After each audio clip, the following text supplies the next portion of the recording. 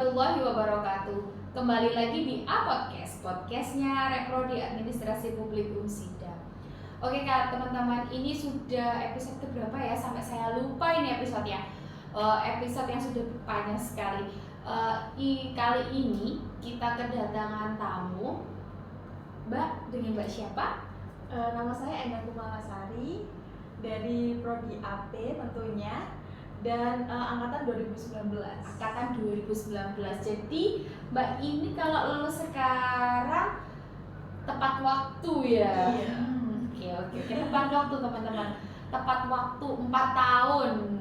Ya kan? 8 semester Mbak Endang bisa lulus. Oke. Sharing-sharing nih ya Mbak. Kalau boleh tahu Mbak Endang sekarang kerja di mana? Kebetulan saat ini masih jadi guru TK ya. Jadi guru TK dari sebelum awal masuk kuliah sih Mbak. Jadi udah lama ya Mbak? Alhamdulillah lama Mbak. Dari tahun berapa nih ngajar TK? Kalau nggak salah 2018 itu sudah masuk TK. Iya. Wah, berarti sudah hampir 5 tahun ya? Kurang lebih. Kenapa nih Mbak Endang? Kan sudah kerja di dunia guru ya, pendidikan ya. Kok tiba-tiba kuliahnya di tahun depannya itu ngambil AP?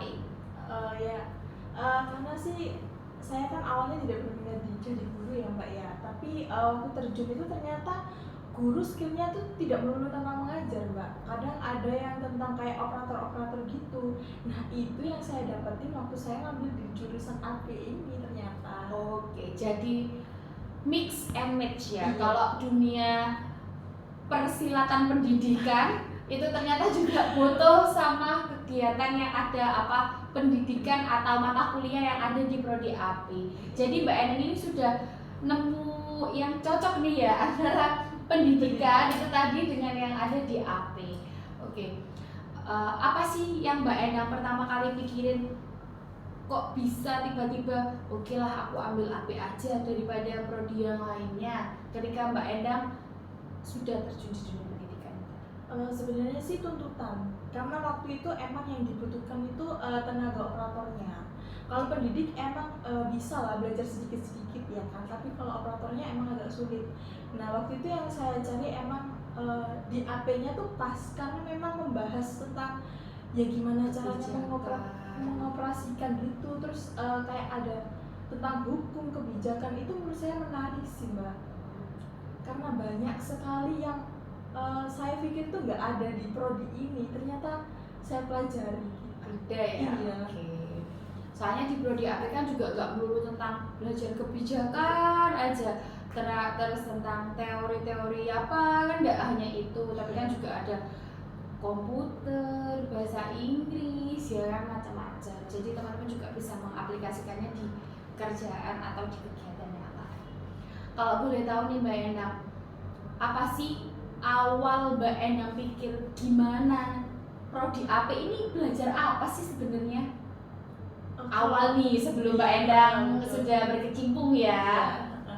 Saya pikir tuh emang kayak yang dibahas itu pasti tentang pemerintahan, tentang kebijakan, terus hukum-hukumnya gini. Saya pikir tentang seperti itu melulu gitu kan Mbak ya.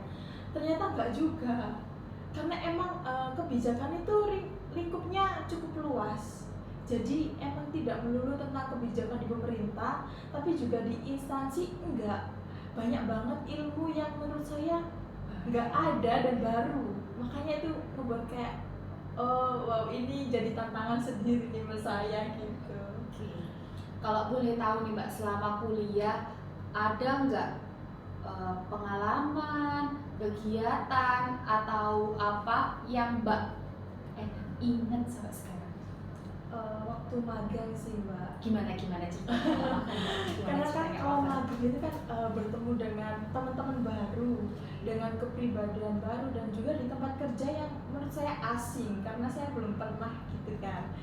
Pengalaman baru, ilmu baru, dan tentunya itu kayak effort kita sih, karena kita juga harus bagi waktu ya Mbak. Iya, antara kerja Iya, sama betul. waktu itu tadi ya. Kalau boleh tahu nih, dulu magangnya di mana Mbak? Di Desa Watesari. Desa ya. Jadi teman-teman kalau di Prodi Administrasi Publik itu ada banyak sekali MBKM. Salah satunya itu magang. Magang itu nanti teman-teman bisa di instansi pemerintah, desa atau di instansi kecamatan atau mana boleh. Jadi kayak teman-teman memang real ya Mbak ya, benar-benar kerja enggak 7/24 kok teman-teman. 5/8 jam kan, jam kerjanya 8 jam teman-teman. Itu memang benar-benar teman-teman itu tahu di instansi tersebut kegiatannya apa aja. Seru nggak sih Mbak menurut Mbak kayak gitu? Seru sih karena gimana ya, orang-orang barunya tuh beda-beda sifat dan watak gitu kan. Jadi tahu ya. Iya, dan banyak program juga Mbak ternyata. Jadi kan kayak sudah tahu ya, oh ya saya dipelajari kayak gini, ternyata Iya, realnya betul. gini ya, bisa bandingin ya. Oke. Kalau boleh tahu nih Mbak, apa sih kesulitannya Mbak ketika kerja terus sambil kuliah, terus kan bisa dibilang keilmuan yang Mbak ambil sama pekerjaan Mbak itu bertolak belakang ya. Ada nggak kesulitannya? Kalau kesulitan secara solusi enggak, cuman mungkin ya sulitnya itu karena pembagian waktu sama perbedaannya aja kan. Kalau di TK kan gimana caranya kita sama anak-anak itu kayak ngajarinnya gimana, kalau di AP gimana caranya kita tahu tentang kebijakan ini, terus program ini kayak gitu. Jadi mungkin beda ilmunya aja sih. Beda lingkup Iya, ya. beda Satunya lingkup ngurusi aja. anak-anak, Iya, betul. satunya ngurusi dunia persilatan ya. Udah ada Oke. cukupnya Mbak kalau di dunia Oke. ya. Selalu ada aja ya pembaruan, kayak ada kebijakan baru, nanti Iya, digaji betul. sama-sama dengan dosen gitu kan. Ada oh ini ada isu baru dibahas lagi kayak gitu ya Mbak. Jadi tiap hari itu Tiap hari. ya. Oke Mbak, sudah sharing banyak banget nih ya. Kalau bisa sharing nih teman-teman. Gimana Mbak Ena bisa nggak ngasih pesan ke teman-teman supaya teman-teman yang bekerja ataupun hanya kuliah aja bisa menyelesaikan tugas akhirnya tepat waktu? Pastinya teman-teman harus punya motivasi yang besar ya, terutama teman-teman harus di otaknya tuh pikirannya buat orang tua, buat kerjaan, ataupun buat dosen-dosen yang udah ngajar kita ya. Karena mereka tuh beliau udah susah payah banget teman-teman untuk ngajarin kita. Kalau kita gak tepat waktu ya menurut aku sayang sih gitu ya. Buat teman-teman semua yang ada di semester akhir, yuk selesaikan skripsi kalian. Ingat teman-teman, semuanya itu pasti akan mudah kalau teman-teman mau melakukannya ya. Jangan cuma dilihat aja, dikerjakan meskipun sedikit nggak apa-apa gitu. Oke teman-teman, tuh dapat motivasi dari Mbak Ena. Soalnya Mbak Ena juga sudah mengerjakan tugas akhirnya dengan tepat waktu dan selesai. Alhamdulillah.